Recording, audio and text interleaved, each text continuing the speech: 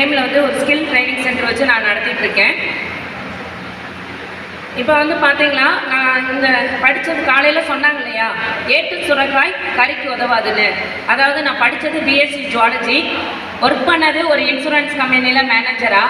ரெண்டுக்கும் கம்பேரிசன் இருக்கா? கொஞ்சம் நீங்கள் எனக்கு பதில் சொன்னால் தான் எனக்கு பேசுகிறது பிடிக்கும். சொல்லுங்கள், இருக்கா இல்லையா? இல்லை. பட் சேல்ரி கூட கொடுக்குறாங்கன்னு சொல்லிட்டு ஒரு இன்சூரன்ஸ் கம்பெனியில் போய் ஒர்க் பண்ணேன். காலையில் 9:30க்கு வேலை, ஆனால் 9 மணிக்கே போயிடுவேன்.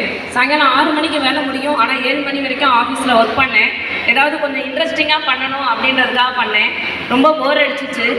அப்போ போர் அடிக்கும் போது ஃப்ரெண்ட்ஸ்கிட்ட கொஞ்சம் பேசும்போது சொன்னேன், இந்த மாதிரி நான் கேட்டேன், இந்த மாதிரி இருக்குப்பா, ரொம்ப போர் அடிக்குது, 30,000 சேலரி கொடுக்குறாங்க, எல்லாம் ஓகே, பட் எனக்கு போர் அடிக்குது, இன்ட்ரெஸ்ட் இல்லை அப்படின்னு சொல்லி சொன்னேன். அப்போ என்னோடய ஃப்ரெண்ட்ஸ் என்கிட்ட ஒரே ஒரு கேள்வி கேட்டாங்க. ஏன்னா அவங்க நல்ல ஃப்ரெண்டாக இருக்கனால தான் இந்த கொஸ்டின் என்கிட்ட கேட்டாங்கன்னு நினைக்கிறேன்.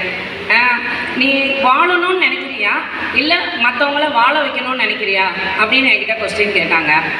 யார் என்ன மற்றவங்க எப்படி சொல்லியிருப்பாங்கன்னு தெரியல. நான் சொன்ன ஒரே வார்த்தை, நான் மற்றவங்கள வாழ வைக்கணும் அப்படின்னு சொல்லி சொன்னேன். அப்போ சொன்னதுக்கு அவங்க என்கிட்ட சொன்னாங்க, அப்போ நீ பிஸ்னஸ் பண்ணு அப்படின்னாங்க. பிஸ்னஸ் பண்ணுறதுன்னா என்ன பண்ணுறது? டக்குன்னு சொல்லிட்டீங்க. நான் ஒரு ஜுவாலஜி படிச்சிருக்கேன், அதை வச்சு என்ன பிஸ்னஸ் பண்ணணும்னு தெரியாது, இன்சூரன்ஸ் கம்பெனி எங்கே இருக்கிற சூழ்நிலையில் ஆரம்பிக்க முடியாது அப்படின்னு சொல்லி யோசிக்கும் போது தான், சரி நீ உனக்கு எது பிடிக்குமோ அதுலேயே நீ கொஞ்சம் பிஸ்னஸ் கொண்டு வா அப்படின்னு சொன்னாங்க. இப்போ சார் சொன்னாங்க இல்லையா, நீங்கள் சக்ஸஸ் பண்ணணும்னா உணவு, உடை, இருப்பிடம், இதில் நீங்கள் இது 3ல் நீங்கள் எது பண்ணாலும் சக்ஸஸ் பண்ணிடலான்னு. அதே மாதிரி தான் நான் ஃபஸ்ட்டு செலக்ட் பண்ணது உடை தான்.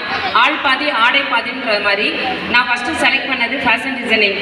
ஃபேஷன் டிசைனிங்கில் ஏன்னா அது என்ன காரணம்னா, எனக்கு நல்லா ட்ரெஸ் பண்ணணும், எங்கே போனாலும் நீட்டாக போகணும். ஒருத்தவங்களும் ஃபஸ்ட்டு நீங்கள் பார்த்தோன்னா அவங்களுக்கு நீங்கள் வெல்கம் பண்ணுறது அவங்களோட ட்ரெஸ்ஸிங்கில் தான். அப்போ அந்த மாதிரி நான் இருக்கணும் அப்படின்றதுக்காக நான் ஃபஸ்ட்டு ட்ரெஸ்ஸை செலக்ட் பண்ணேன். படிச்சுட்டு இருக்கும்போதே நான் பண்ணுற ட்ரெஸ்ஸிங்கில் வந்து நிறையா ஆர்டர்ஸ் வர ஆரம்பிச்சிச்சு.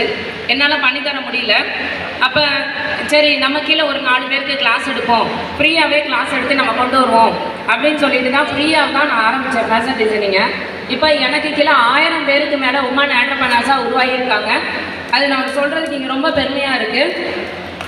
அப்புறம் சரி ஓகே, நம்ம பிஸ்னஸ் ஃபேஷன் டிசைனிங் நம்ம படித்து முடிச்சிட்டோம். இப்போ ஒரு 4 பேரை வச்சு நம்ம ஒர்க் பண்ண ஆரம்பிச்சிட்டோம். இதோட நமக்கு போதுமான, எனக்கு பத்தலை, இதோட முடிச்சிட்டோம்னா எப்படி நமக்கு சாட்டிஸ்ஃபைட் ஆகலை, அடுத்து என்ன பண்ணணும்னா ஆரி ஒர்க் பண்ணுவோம் அப்படின்னு சொல்லி டிசைட் பண்ணேன். ஆரி ஒர்க் பண்ணி அந்த ஒரு பிஸ்னஸ் போயிட்டே இருக்குது. அடுத்து மிஷின் எம்ப்ராய்டரி சேர்ந்து பண்ணோம். பார்த்தீங்கன்னா இந்தியாவில் மட்டும் கிடையாது, மொத்தம் 7 கண்ட்ரீஸ் வரைக்கும் நாங்கள் பண்ணுற மிஷின் எம்ப்ராய்டரி ப்ளவுஸ் டிசைன் வந்து எல்லாத்துக்குமே நாங்கள் எக்ஸ்போர்ட் பண்ணிகிட்ருக்கு.